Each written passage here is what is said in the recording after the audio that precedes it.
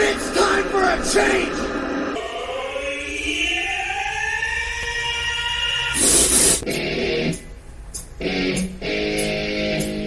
I have so much anger. I feel like I've been raped. In the face! Great stuff. At no point in your rambling were you even close to anything that could be considered a rational thought. I guess we just discovered a new element! Just the element of surprise.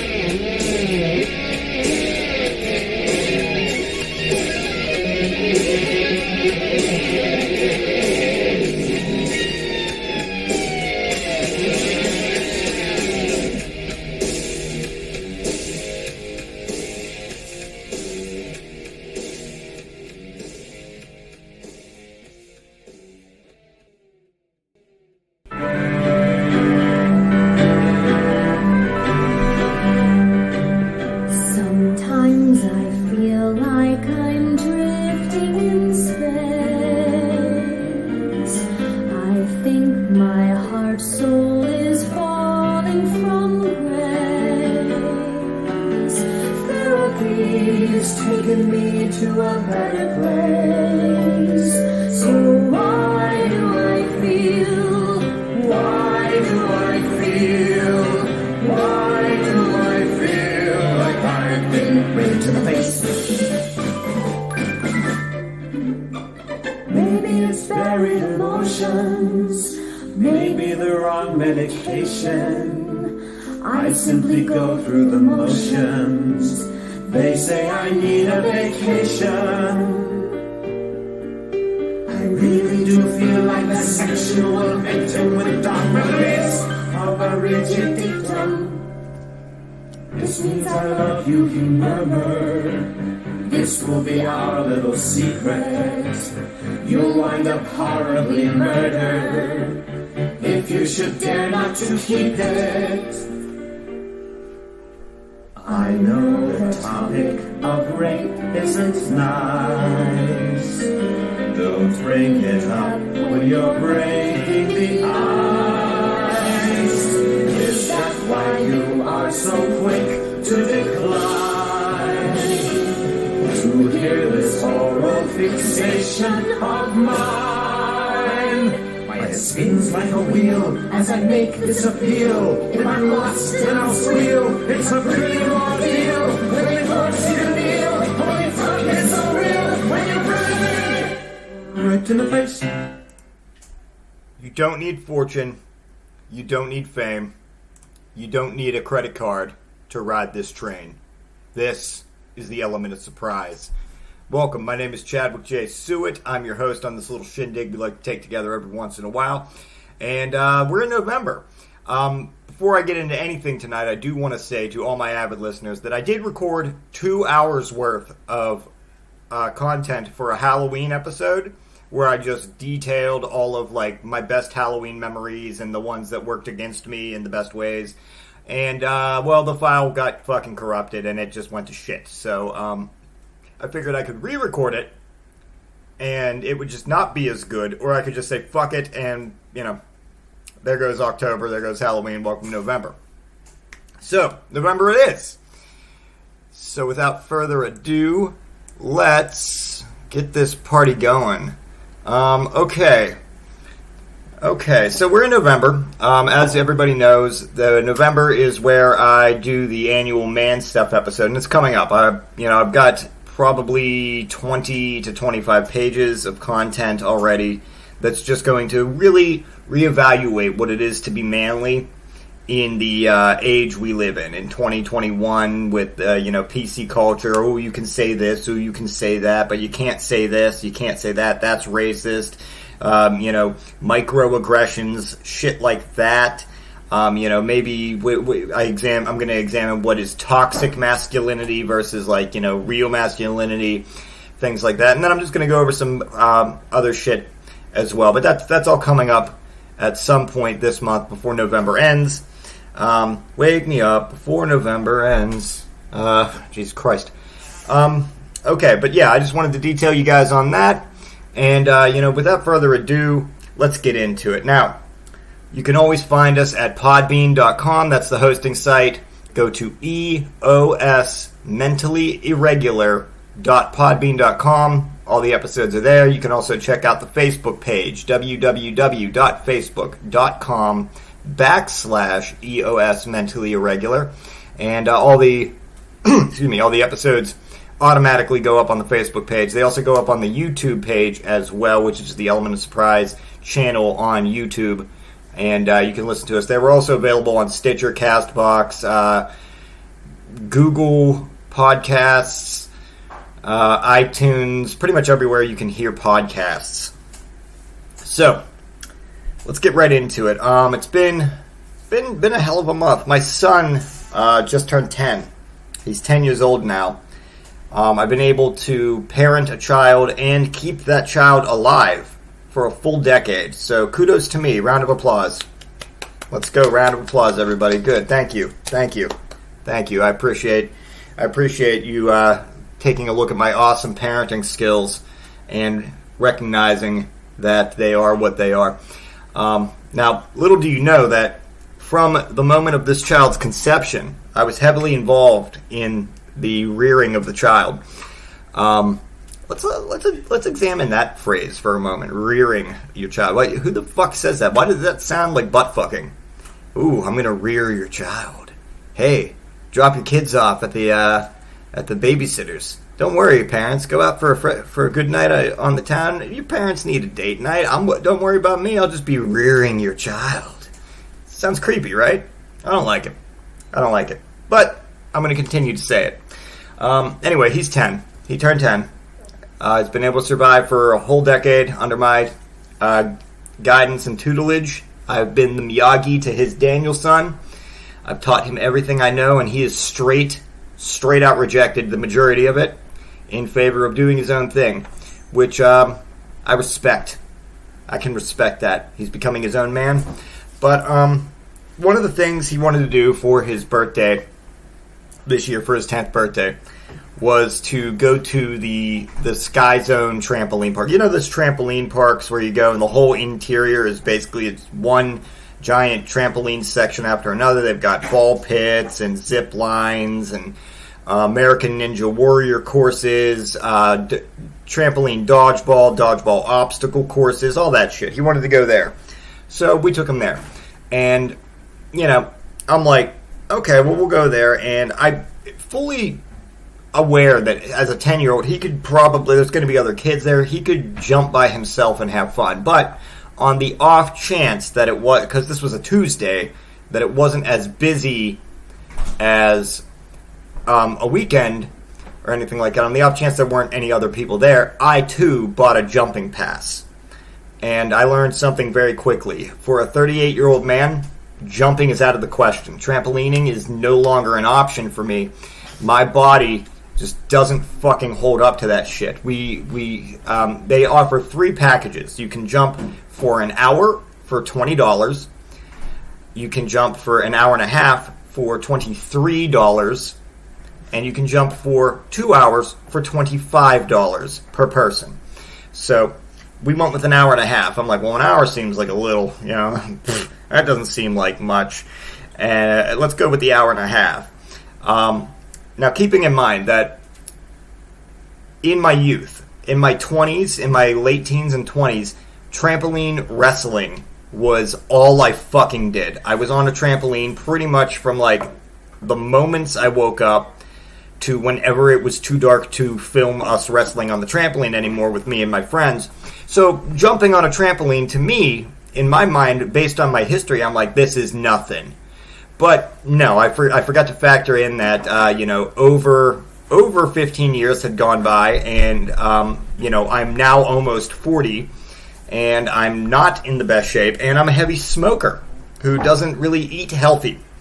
So all those things together coalesced into one giant,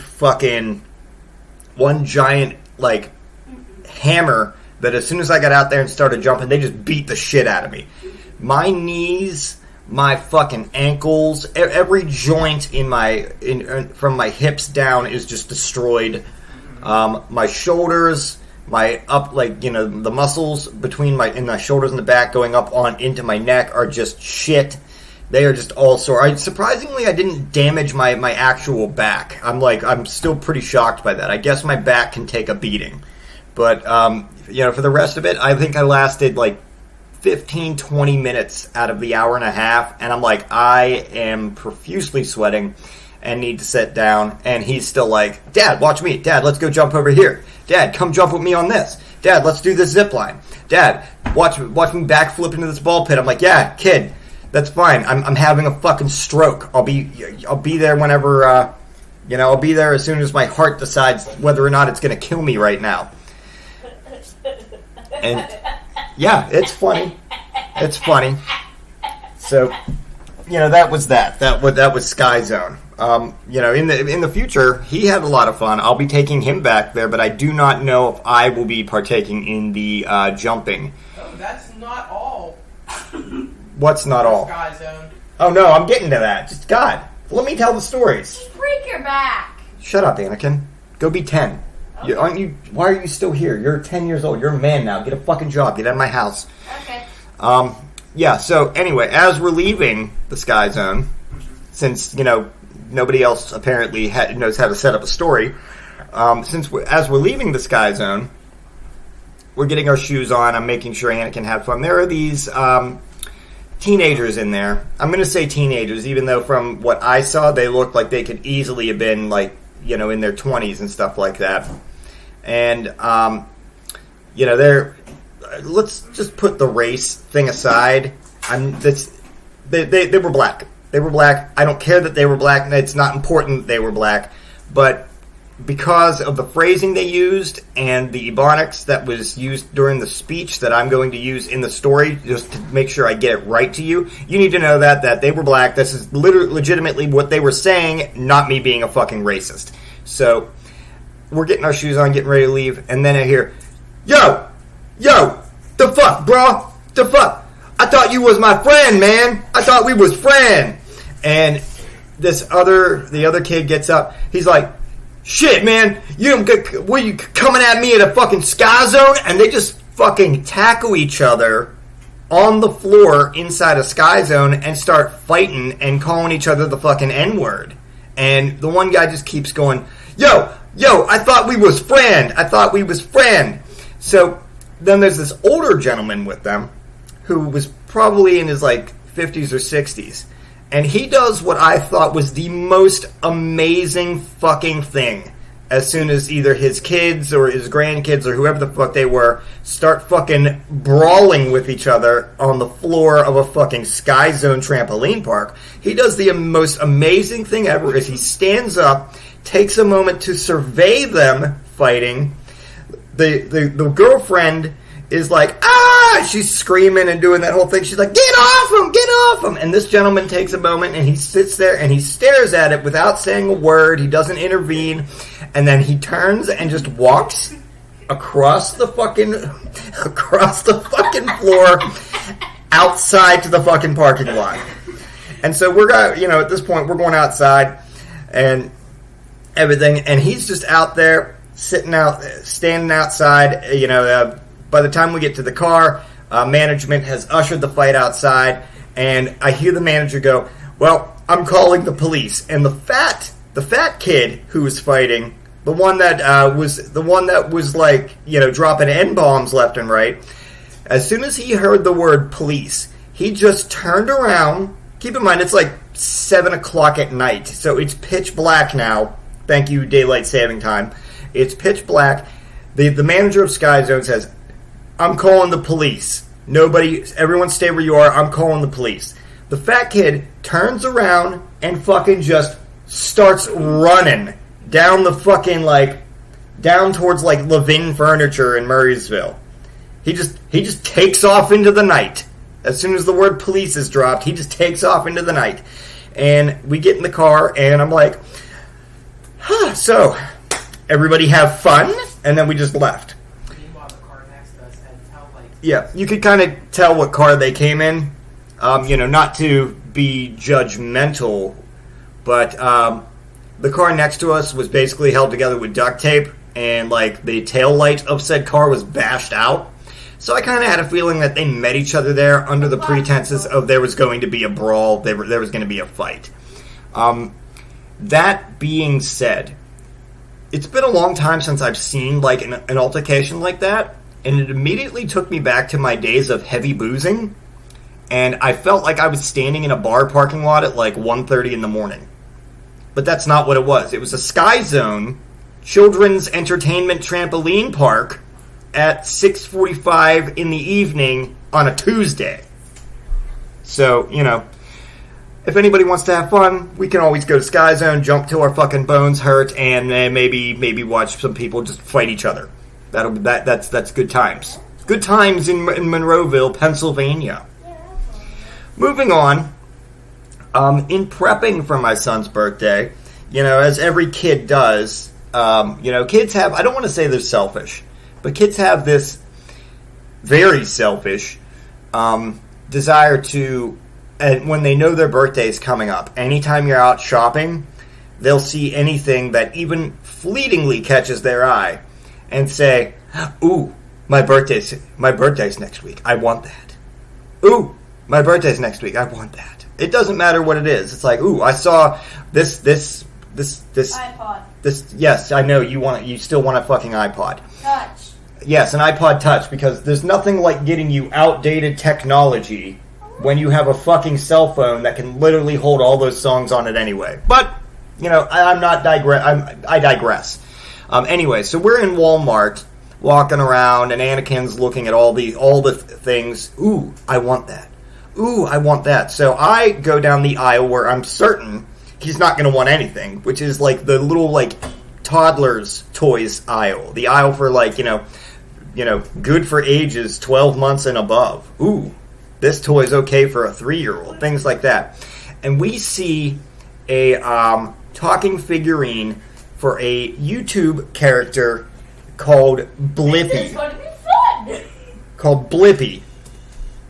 Now, in case you're not sure what Blippi is, I'm going to give you a little background on Blippi. If you haven't heard about Blippi, that's just because you don't have a toddler.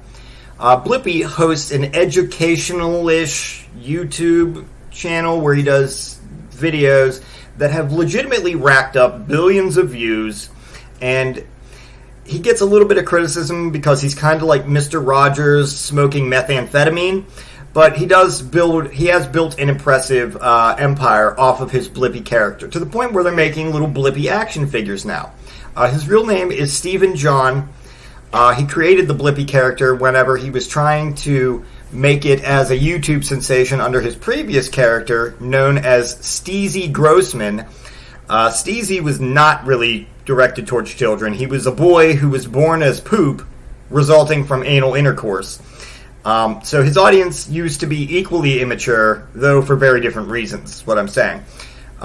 Anyway, Steezy made luminous videos with titles like Turd Boy and Underwear Man, because it's always a big moment in a turd boy's life when he finally grows up to be an underwear man. But he did this whole video in 2013. In 2013, I'm getting off subject. He did this video that was a take on the Harlem Shake.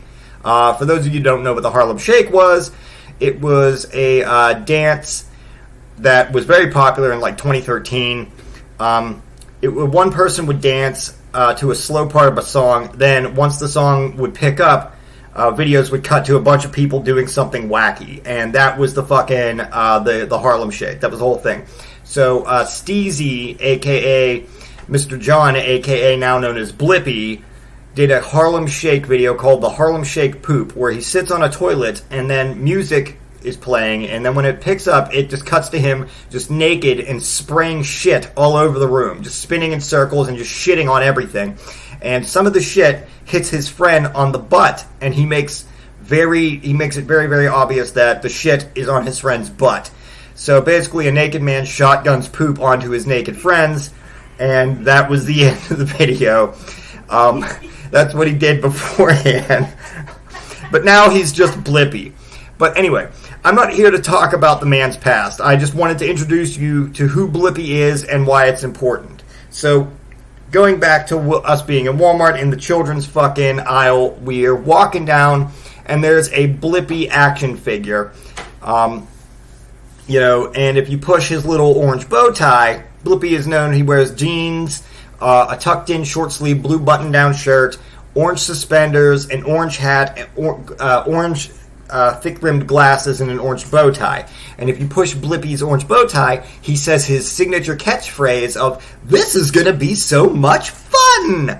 So, we're walking through there, I go, "Ooh, Anakin, don't you want this?" He goes, "No." "Oh, wait, that's Blippi. I used to watch Blippi." I go, "Okay, let's see what he says." And I push his bow tie, and he goes, "This is going to be so much fun." And Anakin goes, "Okay." And I'm like, "Hey, you're the one that said you used to watch this." I go, "Besides, you don't know that that's gay. You know, it's been listen to me, kid. I'm 38 fucking years old. I've lived a lot of fucking life. I've had experiences that you could fucking only dream of fucking having at 10. You know, based off my experience, what you do anytime a man that is a stranger wearing an orange bow tie comes up to you unannounced and says, "This is going to be so much fun." He goes, I know, you don't talk to strangers." I go, "No, fuck that noise. You follow that motherfucker." Guy in an orange bow tie just walks up to you, says, "This is going to be fun. Follow me." You follow them. I don't care if they want to break into your neighbor's house and slowly peel your neighbor's skin off. You follow that asshat.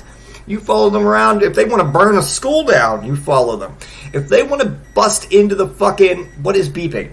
What the fuck is beeping? If they want... sorry.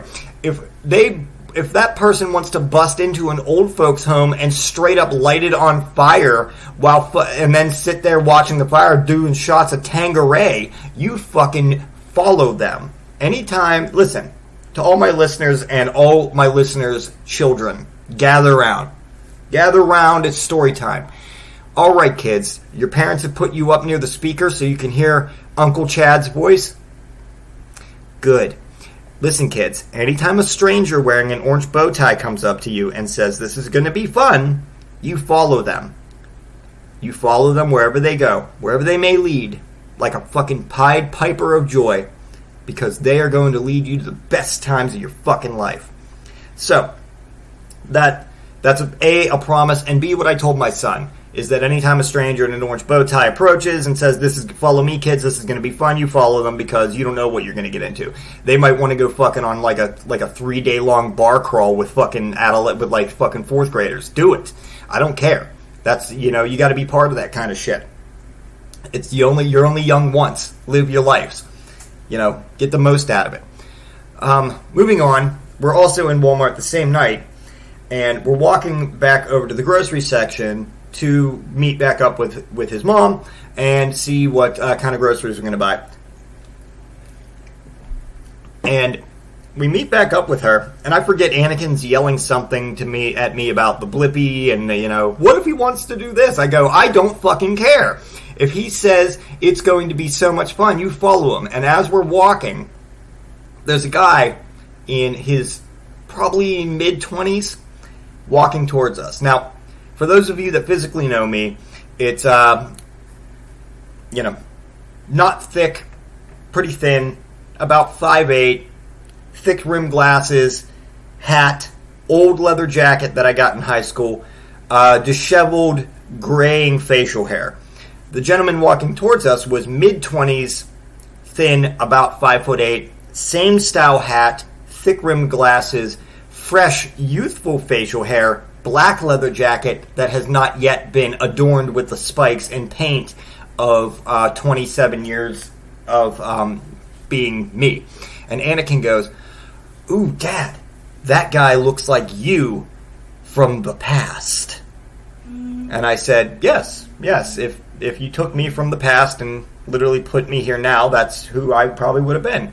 And we're turning the corner to where his mom's at, and I said, "Man, that takes me back to the days."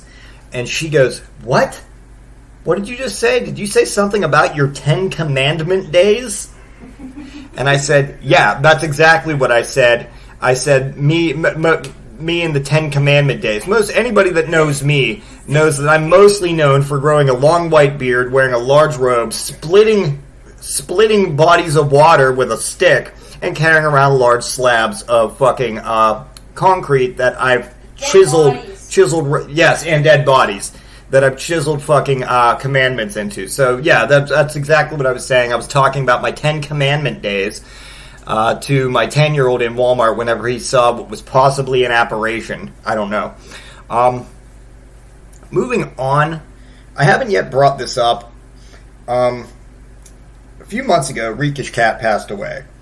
And it's been very sad, but we have a new cat now, the Mimsy cat. She's tiny, she's a little cat, she's a kitten. So, being that she's a kitten, she's got those fucking, that kitten energy.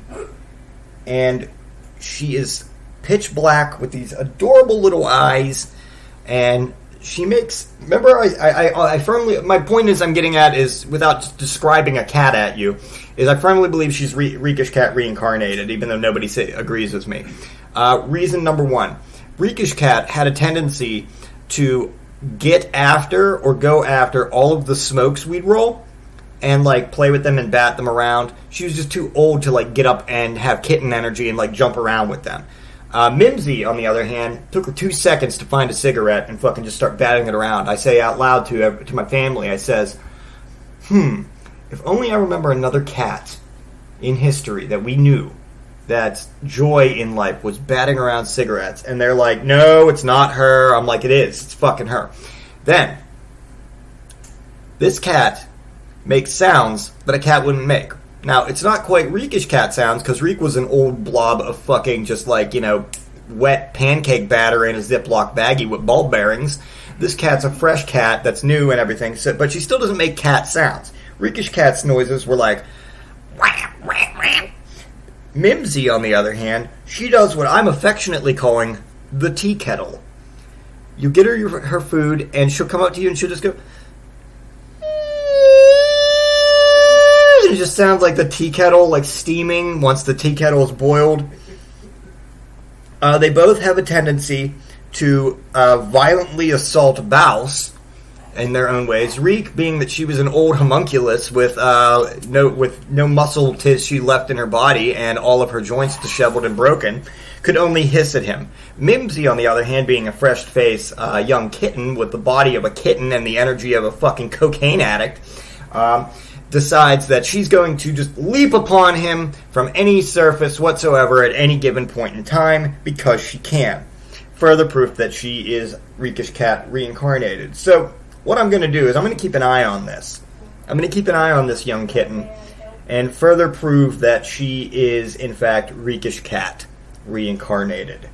That said, I don't believe that I've ever had an animal that, in my life, that is, worth talking about that wasn't a fucking idiot of some kind, because they all are.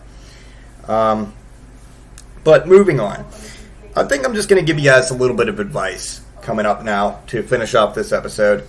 So yeah, that's what we'll do. Just some little advice and some things that I've noticed over my lifetime.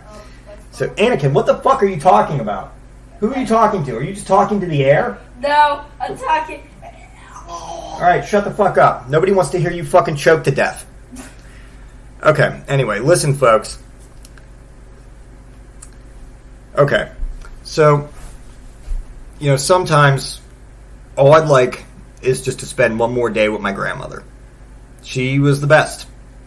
Sometimes when I was a little kid, she'd sing me Frank Sinatra songs. And other times, she'd dislocate all of her bones from their joints and collapse onto the ground. I remember thinking that she looked like someone had stuffed a skeleton into a bag with a face, and it always made me laugh. Anyway, what is the deal with skeletons? Why are they always dancing in cemeteries like some sort of hootenanny? Can't they see it's no place for a party? If you want to have a real party, you pay this guy who hangs out near the parkway for a bag of these really foul-tasting candies. You basically have to choke them down, but man, they're worth it. That's a fucking party. Which reminds me, I can't imagine anything being more fun than hitting goofballs at trolls. First off, you get the satisfaction of improving your golf game. And secondly, you get to remind those trolls why humans are at the top of the food pyramid. One thing I've learned in my 38 years is that if I had a mullet, I'd make sure that it was curled into a 1970s perm. The rest of my hair would be meticulously kept at a 1/4 inch in length. But baby, that mullet would be glorious. Halfway down my back, people would come from miles around to see the mullet, and they'd pay $5 a pop to toss twigs at it. And if the twig sticks in the mullet, they'd win a prize.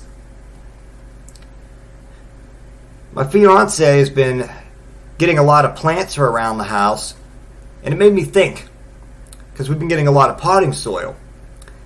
That potting soil is basically like breakfast cereal for plants, only they eat it with their legs somehow. If I ate with my legs, that would look erotic. You know, yes it would. You know what word doesn't get the credit it deserves? Gristle. For that matter, why are people so triggered by the word gape or gaping? It's a perfectly fine word that should get way more use than it does. The word I don't like is homely. If it means ugly, why does it have the word home in it? Isn't home supposed to be a safe place that you feel comfortable? My home is a duplex apartment structure, and I think it's okay. I like that I can keep my things there, and my family can live inside of it. You know what would be an awful place to live? Mordor from Lord of the Rings. I'm not down with the whole gigantic voyeur wreathed in flame glaring down at me all the time. What if I'm doing something in the nude and he's just peering at me? Just find your fucking ring already, I'd say. I wouldn't tolerate that shit. When somebody tells me that they need a vacation, I always recommend Bombay. Mainly because I'm not entirely sure where the fuck it is. And I hope that they'll come back and tell me. But also because it makes me think of Gordon Bombay, the character from the Mighty Ducks played by Emilio Estevez. There are some days that I wake up and I can't remember my own name. So I immediately start looking through the wallet in my pants. Most times, I find a driver's license with my name and a picture on it. But other times, I don't find anything.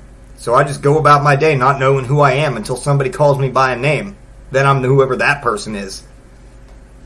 Listen, nobody understands better than me the importance of a well-cleansed butthole. I'm a 38-year-old man, and from time to time, I'll still use baby wipes because they're cool, fresh-smelling, and they get you completely clean.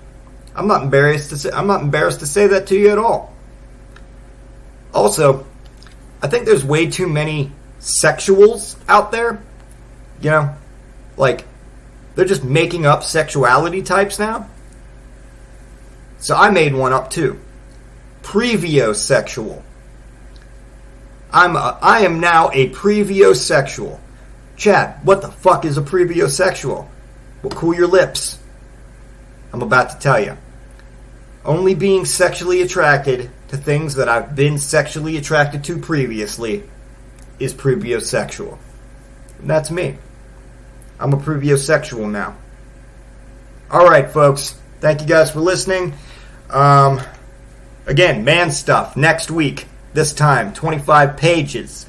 It's, I don't know if I'm going to do all 25 pages of content, but we're going to talk about a lot. We're going to reevaluate being a man in today's day and age. It's going to be fun. As always, it's going to be manly. So I want everybody to get their beards going. Ladies, gentlemen, children of all ages, get your beards and mustaches going. Go up to any female or any man without a beard that you see and just backhand slap them for no fucking reason. Make sure that your wife is in the kitchen at all times. Put a fucking bed in there. That's where they live now. They sleep there now. Man stuff. Next week. That's a fucking promise. And before I let you go, check out the following. Check out a fireside chat at libsyn.com, hosted by my good friend Ryan McCormick. Check out the McSauce Comic Book Podcast, hosted by Ian, Paul, and Matt on Podomatic. And check out Case in Point, hosted by Justin Case on Audio Boom. Now, for those of you who are avid listeners of both Case in Point and a Fireside Chat, you're going to notice something. you're going to notice upcoming soon, there's going to be an episode, you're going to tune into a Fireside Chat, and there's going to be an episode of Case in Point on there. You're going to say, what the fuck? What happened here? Nothing. Grimace just guest spotted on Case in Point with Justin, and they talk wrestling, and it's going to be airing on both feeds, so look forward to that. All right, guys, thank you again for listening. Take care of yourselves. Don't murder anybody, but if you do, go out and get a shitload of stump remover, because you're going to want to get rid of the evidence. And lastly, as always, cue the fucking bear music. Now that I have lived a lifetime's worth of days, finally I see the folly of my ways. So listen when I sing of the temptations of this world, fancy cars and needles, whiskey, flesh and pearls. And then in the end, it's family and friends, loving yourself, but not only yourself. It's about the good walk and the hard walk and the young girls you made cry. It's about making a little music every day till you die. It's a beautiful ride. A beautiful